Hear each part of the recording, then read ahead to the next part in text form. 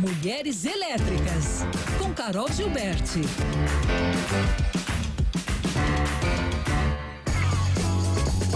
Oi, Carol, bom dia. Oi, bom dia, gente. Tudo bem? Tudo e por aí. Bom dia. Joia.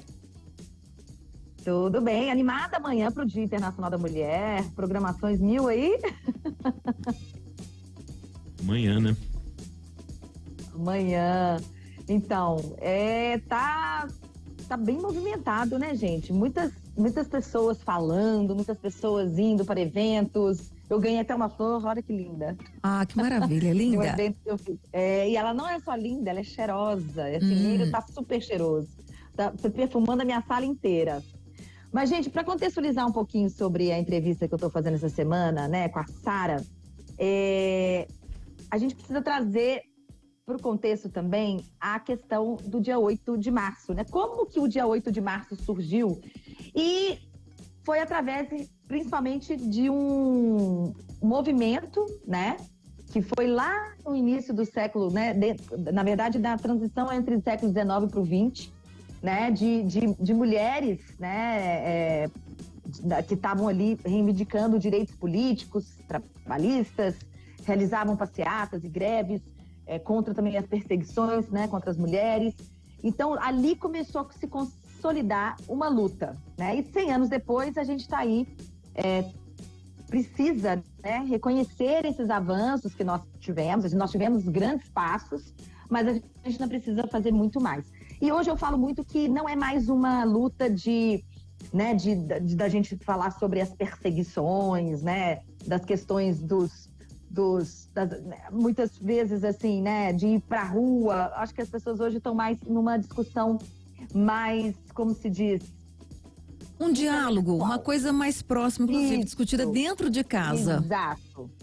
Exatamente. Que a gente precisa usar até de mais dados, mais informações, porque a gente precisa entender que não é mais, a gente não tá brigando contra ninguém, a gente só quer estar ali adquirindo nosso espaço, que, querendo ou não, 52% da população faz parte das mulheres, né? Então, eu perguntei para a Sara sobre como que foi os desafios que ela teve ao longo da carreira dela, né? Como que foi ocupar esse espaço? Porque ela me falou, eu sempre fui uma mulher muito curiosa, sempre querendo acompanhar todos os processos. Ela não teve nenhum tipo de preconceito contra isso, por ser curiosa demais, porque a mulher é assim, ou é curiosa demais ou curiosa de menos. Ou é ativa demais ou é ativa de menos. A gente não tem como se diz, folga, né? É crítica para tudo quanto é lado. A gente precisa ter muita consciência. E outra, uma palavra que está em alta, gente. A gente precisa ter intencionalidade de querer, sim, trazer a mulher para o protagonismo. Isso quer dizer homens e mulheres. E ela trouxe, nessa fala dela, 4 pontos extremamente importantes que ela aprendeu ao longo desses 20 e tantos anos de carreira, que eu queria trazer hoje como uma reflexão para o Dia Internacional da Mulher. Podemos ouvi-la? Olha, Carol, interessante, né? Porque, assim, sem dúvida, eu passei por muitos momentos como esse na minha carreira, em que eu tive dificuldades, eu, minha equipe. Então, isso aconteceu diversas vezes. Seja pelo fato de ser mulher, ou seja pelo fato de também ser curiosa, de querer fazer mais, ou pela dinâmica natural das empresas. É difícil dar um conselho, mas acho que eu começaria pensando em ler o ambiente, né? Treinar um pouco as pessoas a ler um pouco o ambiente, entender quem são esses jogadores desse ambiente, quem são as pessoas que estão ali e dentro desse ambiente pode ser seu aliado, seu parceiro, ou realmente alguém que ali não está jogando no mesmo time. Então, eu diria que primeiro ler o ambiente, identificar quem são as pessoas que estão ali. Identificando essas pessoas, eu diria, e eu sempre busquei, encontrar os meus aliados e as minhas aliadas. As pessoas que acreditavam no que eu acreditava, ou que entendiam que fazia sentido, ou que ia agregar de alguma forma para a empresa, ou para algum projeto pessoal. Então, primeiro ler o ambiente, depois buscar quem são esses aliados. E a partir disso, se fortalecer. Você falou a questão do grupo, né? Eu acredito muito no fortalecimento do grupo, principalmente nós mulheres, né? Então, uma coisa que sempre na minha carreira é entendendo e lendo o ambiente, sabendo que existem os vieses inconscientes e alguns comportamentos que a sociedade ela faz até muitas vezes, né, já por estar no automático, principalmente os homens, né, tem alguns comportamentos como interromper a mulher, roubar uma ideia. Então, estando atento, né, quando eu falo ler ambiente, é entender quem são essas pessoas, mas também quais são essas dinâmicas, né? Então, estando atento às pessoas, entendendo quem são os seus aliados e também lendo as dinâmicas, eu acredito que fica um pouco mais fácil de operar dentro desses ambientes, né? Então, como eu comentei, isso é uma coisa que eu fico muito atenta. Se um homem atrapalha ou interrompe uma mulher ou rouba uma ideia, eu naturalmente peço, por favor, deixa a Carol terminar, ou olha, essa ideia é da Carol. Então, também agir como uma aliada, buscar aliados quando eu estou nessa situação, ou minha equipe, e também conscientemente agir como aliada de mulheres ou de qualquer grupo que precise num momento de um apoio. Resumindo, ler o ambiente, entender quem são os jogadores, juntar força com os aliados e agir também. Isso é importante.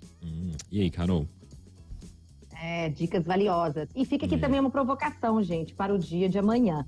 Né? Se o Dia Internacional da Mulher tem como objetivo principal conscientizar sobre a igualdade de gênero, eu deixo a pergunta, o que acontece então nos outros 364 dias do ano? Todas essas ações, inclusive que a Sara trouxe, essas dicas, a intencionalidade, amanhã é um dia de conscientização. Porém, se isso não for colocado em prática ao longo do restante do ano, a gente vai estar nessa pauta para todo sempre. E não é isso que a gente quer. A gente quer realmente passar para uma outra e entender que quando a gente chegar no nível de equidade, a gente não vai precisar mais falar tanto sobre isso. Mas enquanto isso, a gente vai estar aqui falando todos os dias. Com certeza, da teoria para a prática. Gente, né? Exato. Desejo, então, olha, eu sou muito grata às mulheres que vieram antes de mim. Elas lutaram bastante para que nós estejamos aqui.